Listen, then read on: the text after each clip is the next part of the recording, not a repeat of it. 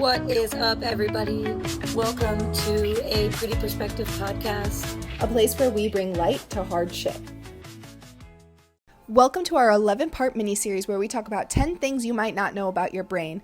We invite you to come along with an open mind and learn beside us to start conversations that truly matter. Number 10. Hey. After number 10, I want to see which one was your most, which one taught you a little bit of something today. Okay. Okay, and I'll do the same, obviously. Okay, number 10. The brain doesn't know the difference between imagined and real.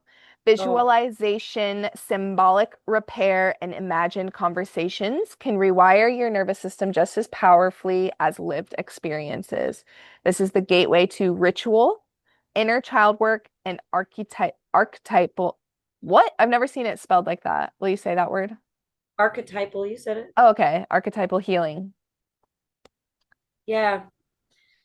We could spend a lot of time on this one if we wanted to, but I want you to share first. I use this personally for the future because I have a hard time seeing the future. That's my pattern. I was very what I would call depressed for a very long time because I was so focused on the past. So I've trained myself with this to help me see the future and a bright future for myself, because I also, just with my patterns growing up, I convinced myself that there was not a possibility. I was like, there's no way that I'm going to be able to be like this person or this person or this person. I just didn't believe it because I was so focused on what my past held in store for me. And so, I really use this with visualization and imagine conversations, but for the future. And I sometimes literally think that I can predict the future. I'm not joking. I feel like I create those things, and it doesn't happen every single time, but that's also the beauty in it. And to know you can try and create all these scenarios, but truly the only ones that are going to happen are the ones that are meant for you.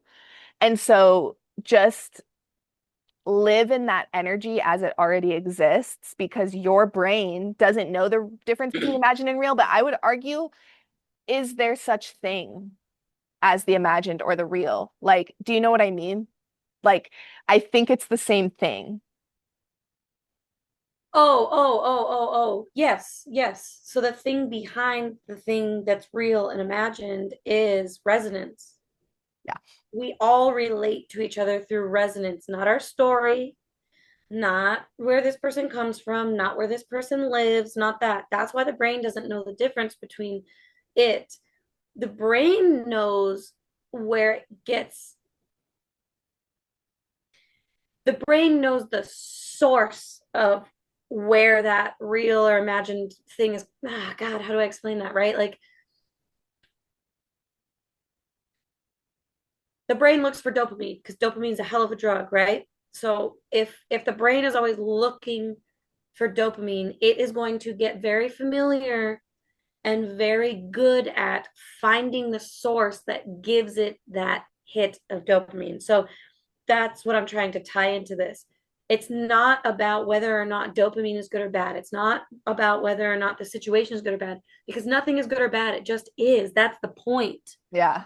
So if the brain doesn't know the difference between imagined and real, then we can give it whatever it needs in that moment, regardless of what it is we think it should have or shouldn't have or whatever, right? So you're being thankful for your future in the present moment, which then activates this mirror neuron thing that happens in your brain to actually magnetize that to your life. And so it sounds woo-woo and it sounds like, oh, just manifesting, but it's not just about that. You have to feel it in your body. We just talked about the brain and the body being connected at the same time. So if you're only thinking it, yes, that's going to add to it, but there's a difference between momentum and velocity.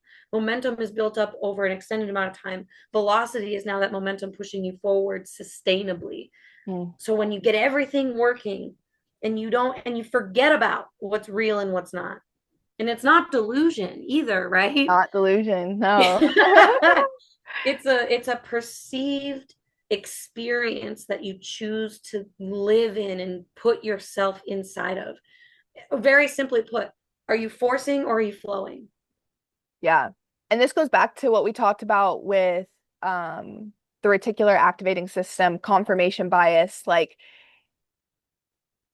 if you truly believe that and feel that, your body is going to look for, like she's saying, it's going to look for the things that will get you that because it it's kind of like attaching we all know we want dopamine hits, right? We all know that's what we're chasing because we're human, right?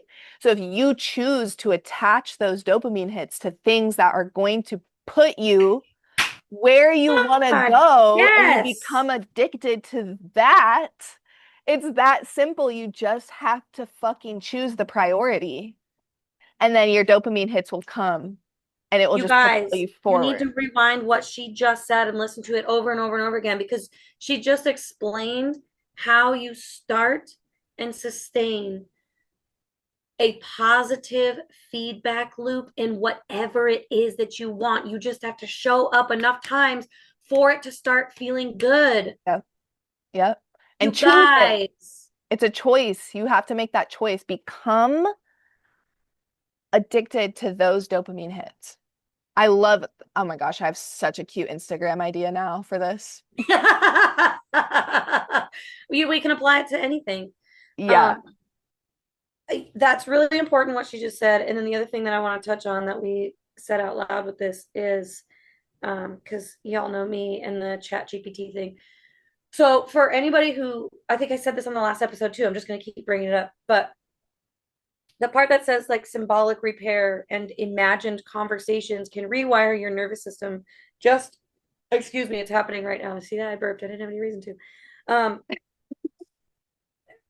Imagined conversations can rewire your nervous system just as powerfully as lived experiences. Okay, so bear with me here for a second. Okay, so the brain doesn't enjoy open ended confrontation or anything like that. So it tries to use its meaning making mechanism that's in our brain to close that thing that we didn't get closure for. Okay.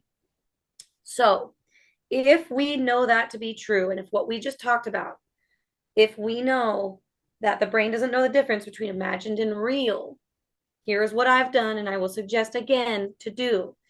If you feel hurt or an open ended anything with somebody you're trying to get closure for, maybe, again, I'm somebody who might never meet their birth father. Okay. So, an example for me is I realized one day that maybe I'm not ever going to get the closure it is that I would need as a daughter who's never met their father. I might never get that from him, right? So that would be a real life lived experience that almost, it that's I would imagine that's a pretty common thing for people to experience actually, right? Yeah. So Yeah. here's all this like open-ended turmoil of, I used to feel like there's a whole other part of me that I will never get to know because I'll never meet and see this person and see what their nuances are and see the piece of me or the piece of them that's in me by seeing myself in them. Okay. So there's a lot of grief behind that. I have to grieve the person I'll never become if I never meet them. I have to grieve never meeting them. I have to grieve the life that will never exist by the person I would become if I did know that person. Do you guys see what happens with this thousand little deaths thing, right? So when that's left open ended, you now have this pattern and this loop of reliving the grief of that. And that's what directs our nervous system to choosing as many opportunities as possible to try and close that loop. Yeah. That's why behaviors happen. That's why you attract the same relationship to you over and over and over and over and over again because your nervous system is trying to close that closure it's not getting. Okay. All right. Second part. If the brain doesn't know the difference between imagined and real, you can jump into your chat GPT, explain the non-closure you have with whoever you want for whatever reason, and then say, may I please have through a therapist lens what is called a repair letter from this person I'm struggling with closure with. And what's going to happen, because we also talked about sight being 75% of what it is, that we perceive our world to be inside, and then the outside is a reflection of that. When you read the letter that's intentionally put in front of you, because you're asking for what it is you need through this letter, you're closing the loop. This is the part where you have to experience it yourself, because I can't put it into words what it does for you. But I know for me and two other people who've done this, the release that we talked about for the first fun fact about the brain that happens and getting stuff out of your body, you're not going to be the same person after doing that in a good way. You're Yeah. going to you're going to have this almost scary amount of space inside of you. And when you create that space, you can then cue in like creative energy that you've never had before in your whole life, because you let go of this thing that you are gripping onto for so long because you're protesting a closure to it. But if we figure out how the brain works and I can feed my brain, it doesn't know the difference of whether or not my dad actually wrote me a letter. But the story doesn't matter. It's the resonance. I gave myself the gift of resonance of closure through a repair letter inside of a tool that I'm using intentionally and not being afraid of. Nice. You guys, that's how you're going to change the world. That's how you're going to change the world, because you're going to repair from the inside. And then when you do that, you can see it in other people. You become softer with other people. You become aware of what the people around you need based on what you see that they're holding on to. It's really not that difficult. When you start paying attention to yourself, it allows you to pay attention to other people. So, anyway, happy season 3. You can't fill up anybody else's cup if your cup's not full. And here are ways in this evolved time of 2025 that we can fill our own cups up without running after somebody who's dangerous for us to make us feel better or whole or whatever. Figure it out. You know, quit holding on to a story and having it bleed into your future and keeping you stuck in the past by holding on to it. It matters in context, sure, but it isn't something that you need to keep bringing with you and show up in a room and say, I used to do it all the time, right? I'm abused. I'm a victim. I'm this. I'm that. I'm this. I'm that. I'm this. Choose who the fuck it is you want to be. That's the point.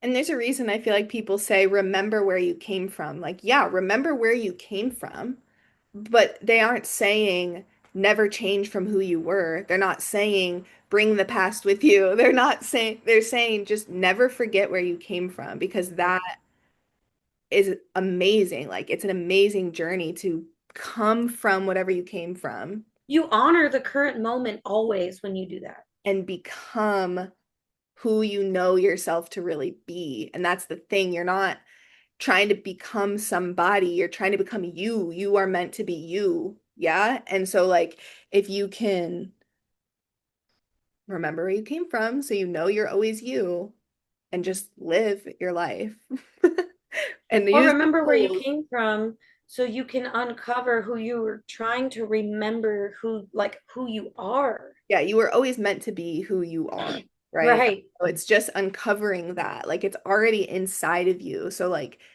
the tools we're trying to teach you guys with this 10-part series is it's in your control, and you can literally train your brain. Like, that's what we're basically trying to say. So Yes. you are only trying to uncover who you already are, and you have to stop looking outward in order to do that. Yes. I agree, and I do declare. Thank you guys so much for listening, and to find more from us, you can find us on Instagram at prettyperspective_podcast and also on YouTube. Before we get ready to sign off here, remember that you are the light and you bring the glow, and we are a Pretty Perspective where we bring the light to hard shit.